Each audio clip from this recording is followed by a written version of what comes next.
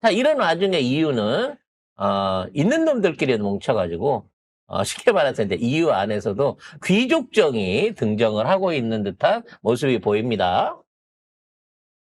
자, 유럽 같은 경우에 지금 그 얘기부터 먼저 해야 될 것 같은데요. 유럽은 그 2월 지난주에 뭘 했냐면은 독일 미넨에서 안보회의가 열렸어요. 그 안보회의가 열렸는데 그 안보회의 열리기 전에 보고서가 먼저 나왔는데 그 보고서 내용이 굉장히 충격적입니다.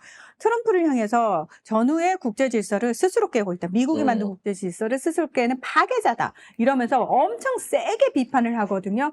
자, 그래서 그 회의에 첫 번째, 그러니까 작년에는 제이디 벤스 부통령이 참석을 해가지고 뭐라고 얘기를 했냐면 마을에 새 보안관이 왔어. 자, 그러면 적응해야지 라면서 유럽을 향해서 니들 극우 가지고 탄압하지 마.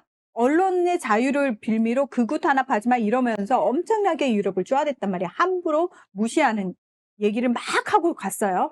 이번에는 마코 루비오 국무장관이 날아왔어요. 그래서 보고서 내용 자체가 유럽이 트럼프를 아예 대놓고 확 치는 상황이었기 때문에 야, 과연 미국 쪽에서 어떤 반응을 보일까? 유럽 쪽이 어떤 반응을 보일까? 굉장히 궁금했단 말이에요.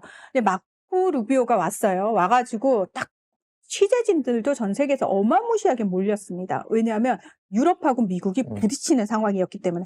근데 마코 루비오가 딱 연설에서 뭐라고 얘기를 하냐면은 아니 트럼프가 니들한테 그러는 거는 자식 잘 되라고 니들이 강해지기를 바라는 마음에서 그리고 미국하고 유럽은 하나의 문명이야 같이 가야지 막 그러니까 이런 식으로 채권 얘기를 해요. 같은 거 팔려고 하지 말고 그 맡겨놓은 금도 잘 있으니까 자꾸 돌려달라고 하지 말란 말이야. 이제 막 이러면서 우리 같이 갈 거야 막 이런 식의 얘기를 하니까 청중들이 박수를 쳤단 말이에요. 이건 뭘 의미하냐면은 유럽은 이미 미국하고 결별할 준비를 했는데 문제는 시간이 필요한 거예요. 그 시간이 필요한 동안은 미국하고 같이 가야 된다는 현실적인 그 고민 때문에 그 시간 벌기에 지금 저는 들어갔다라고 생각을 하거든요.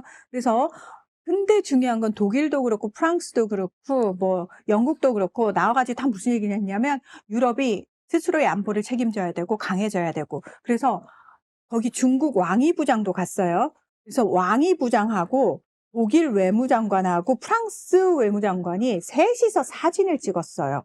이건 무슨 얘기냐면 야 그래도 다자주의를 지켜야 되고 그리고 자유무역을 우리가 수호해야 되지 않겠니라는 얘기를 중국, 프랑스, 독일이 모여서 한 거예요. 예전 같았으면 중국은 여기 끼지도 못했어요. 원래 미국 자리예요. 그러니까 이제는 유럽도 인정을 한다는 거예요. 다자주의와 자유무역을 중국이 수호하는 입장이고 미국은 그걸 파괴하는 공공의 적이다라고 인정하는 한 장의 상징적인 사진이 나왔다라는 겁니다. 그래서 그리고 결국은 경제는 미국을 제껴놓고 그렇죠. 중국과 인도와 하는 거고 그렇죠. 안보는 우리끼리 뭉쳐서 할 건데 지랄할 것 같으면 독일도 나 핵무장 할 수도 있고 프랑스, 영국이 갖고 있는 핵을 나눠서 쓰자 그러면. 그렇죠. 그 얘기도 지금 하고 이런 있어요. 얘기도 하고 있는 이거네. 거예요. 왕이 외교부장하고 독일 외무장관이 가운데에 있고 프랑스 외무장관 이렇게 같이 있는. 자, 이게 굉장히 역사적인 사진입니다. 전후 미국이 만든 국제질서를 스스로 파괴하고 있다라고 얘기했던 미넨 안보 보고서 거기에 정확하게 부합하는 사진이라고 보면 되는 거고요. 이 자리에서 또 왕이 외교부장이 본인 연설 시간에 졸라게 일본을 팼어요. 일본을 겁나게 팼어요. 대놓고 팼어요. 그러면서 일본의 외교적 고립, 일본은 어차피 미국하고 편먹은 애야. 쟤는 우리가 같이 갈 수 없는 애야. 라는 식으로 외교적 고립을 시도를 했습니다. 물론 이 자리에 우리의 바보, 고이즈미도 갔어요. 네. 네.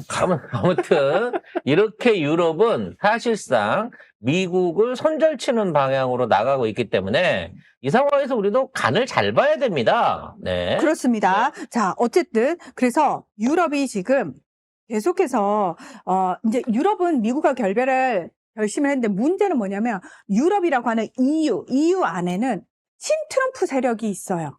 그러니까 친트럼프 성향을 보이는 나라들이 있단 말이에요. 그러니까 그 나라들은 번번이 비토를 해요.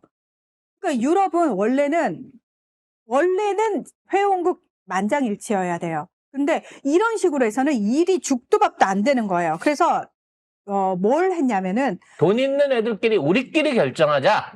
독일, 프랑스, 이탈리아, 스페인, 네덜란드, 폴란드 해가지고 경제 규모가 큰 순서대로 6개 나라가 이 6를 만들었어요. 27개 국가들 중에 앞으로 의사결정권이나 중요한 집행에 관한 부분들을 만장일치 이제 안 되고 그렇죠. 우리끼리 알아서 할게. 형들이 알아서 할게. 니들은 그냥 따라와.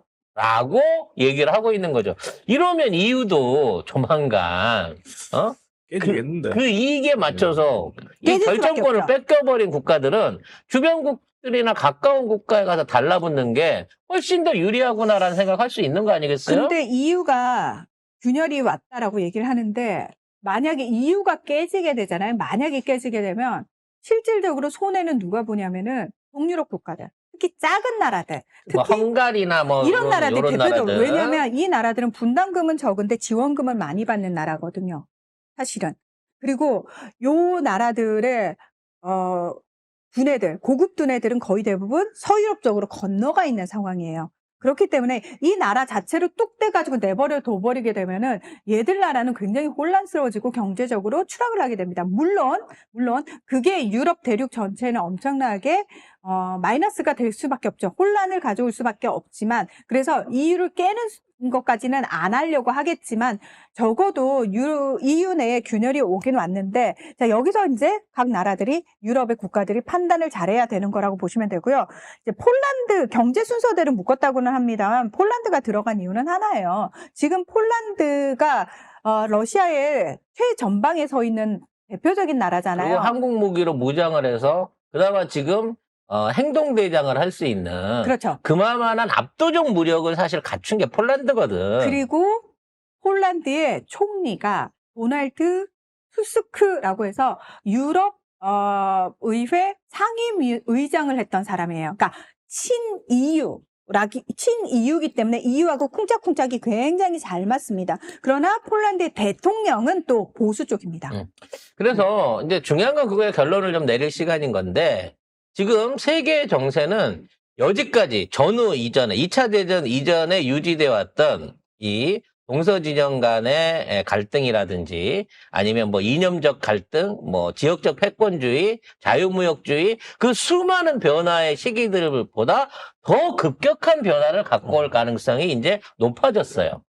경제적인 부분뿐만 아니라 안보 동맹에 대한 부분, 외교에 대한 부분, 공급망에 대한 부분, 이 모든 부분이 미국이 기존의 질서를 다 파괴함으로 인해서 어떤 방향으로 흩어모여를 하게 될지 매우 거기에 민감하게 대처를 하지 못하게 되면 그렇죠. 시류에서 엄청난 국익의 손해를 볼 수 있는 이러한 상황이 생길 수 있다는 겁니다. 가까이치 된다. 그렇죠. 잘못하면. 국제 정세가 엄청나게 급박하게 변하고 있는데, 일단 일본은 다시 군국주의로 가고 있는 거잖아요.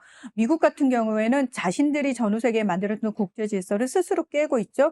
자, 대서양 동맹은 완벽하게 깨졌습니다. 유럽 내부에서도 강대국 중심으로 다시 유럽을 재편하고 있는 상황이죠. 이 상황 정말 말 그대로 난리가 나고 있는 상황 속에서 모든 분야에 있어서 진짜 실질적인 역량을 가지고 있는 유일한 국가가 거의 한국이거든요. 제조업을 비롯해서 방산까지.